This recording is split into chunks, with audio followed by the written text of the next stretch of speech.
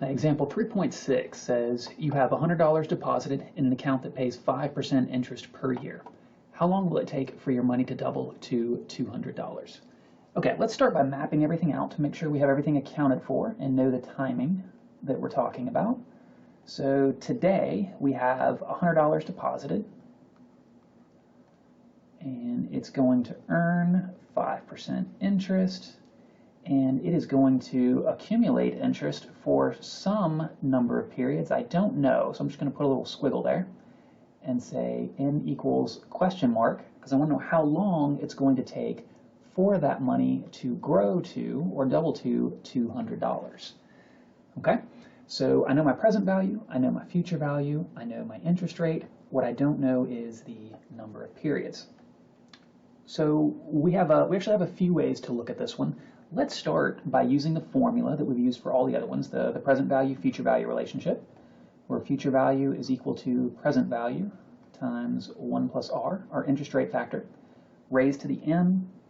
Our future value is 120, our present value, 120, our future value is 200, our present value is 100, our interest rate factor is 5%, r is 0.05, so I'm just going to go ahead and write that as 1.05, or 1 plus 0.05, and that is raised to the n. Okay, I've got to solve for that n, so let me do what I can here before things get too weird. I'm going to divide both sides by 100, right? So that cancels out on the right-hand side. And I've got 200 over 100, or 2, is equal to 1.05 raised to the n. All right, now this is undoubtedly an algebra trick that you probably haven't run into for a while, unless you just sit around and play with math for fun in your spare time, or you've just gone on to take more advanced math classes pretty recently. This is not a trick that I use outside of class stuff. I can't think of a time in my life when I've actually used this. But if we want to get that n out of the exponent, one of the ways we can do that is to take advantage of the definition of a log. If I take the log, in this case I'm going to take the natural log, of both sides, what happens is that n comes out of the exponent and gets multiplied in front of the log. So I've got ln of 2 on the left-hand side is now equal to n times the ln of 1.05, the natural log of 1.05. Now that n is out here multiplied in front, so to get it by itself, I can just divide both sides by the log of 1.05.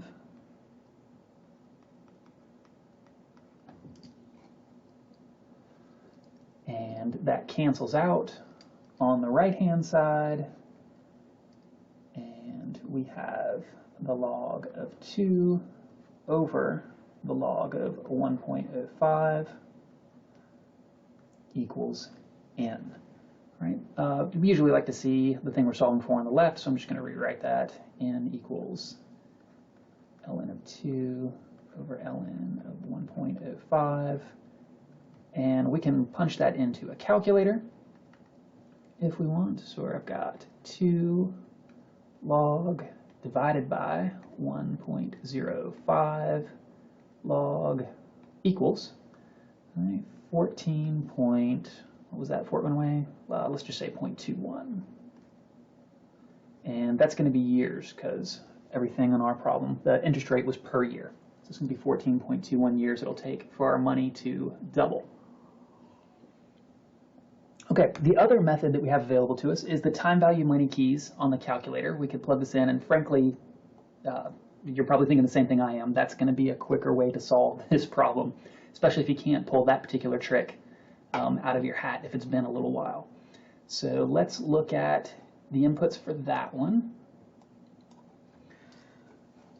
Okay, so I'm going to start out by clearing my time value money key. So I'm going to hit second clear TVM to clear those guys out. And I'm just going to work left to right. In this case, n is what I'm looking for, so I'm going to leave that guy blank. I over y is 5%, so I'm going to press 5, get it on the display, and then press the I over y key to store it. Present value is 100. I'm going to use the perspective of my pocket to keep track of the relative direction of these cash flows. So the $100 deposit is going to come out of my pocket. It's going to be cash outflow for me and go into my bank account. So I'm going to record it as a negative to indicate that it is a cash outflow for me. Payment is 0, as it is in all Chapter 3 problems because we don't have recurring payments. And then future value is going to be a positive 200 because I can take that $200 out of my bank account and put it back in my pocket. It has an opposite, it's moving in the opposite direction as my deposit was. So I wanted to have the opposite sign. Okay, I've got everything in, so now I can hit compute in, and it'll come up with that same 14.2 that we came up with before. Now an important point here, and we looked at this in example 3.5, but just in case it's either been a while since you looked at it or you skipped over that one, if we forget to keep track of the relative direction of these cash flows and we put them both in with the same sign, let's see what happens. So if I hit recall present value, I'm going to make that positive and restore it. So now I've got a positive 100 for present value and a positive 200 for future value. And I hit compute in, I'm going to get error 5. Right? Error 5 is an indicator that you have a sign error. That is, the calculator can't make sense of the cash flows that you've entered, probably because one of them needs to be an outflow and one of them needs to be an inflow. You've got to go back to the problem and read it carefully and pick a perspective, like either your pocket or the bank account, and keep track of the relative direction of those cash flows. Now on in, it's possible you don't get an error 5. Every once in a while, the calculator can make the arithmetic work and it can get a number back, but you'll get a negative in back if you have a sign error. And that doesn't make sense. We should never get a negative in. And so if you either get, when you're calculating in, if you either get an error 5 or a negative in, those are indicators that you have a sign error. You need to go back to correct those. All right, so we'll put my negative 100 back in for present value, compute in, and we get the correct number back. Okay, with this particular problem, we actually have a third method available to us because the problem is asking how long it takes our money to double. Now there's a shortcut when we're talking about money doubling, and that is what we call the rule of 72.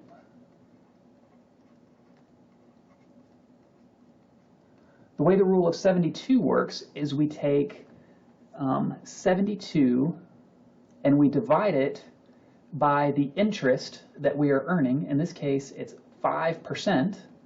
Right? So we take 72 and divide it by 5% because that's the interest we are earning. And we're going to get a rough estimate of how long it will take our money to double. Right? In this case, we're getting 14.4 years. Depending on the interest rate, and well, depending on the interest rate, because that's the only other input, we'll get something closer or farther away, but it's an approximation. We can get pretty close with just the rule of 72, right? 14.4 years is pretty close to 14.2, so that's not too bad.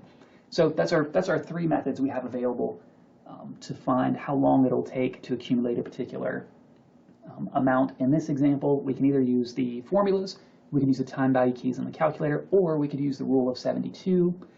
Of course, the spreadsheet's available as well, but I'm focusing on the formulas and financial calculators because the spreadsheet won't be available in exams for us.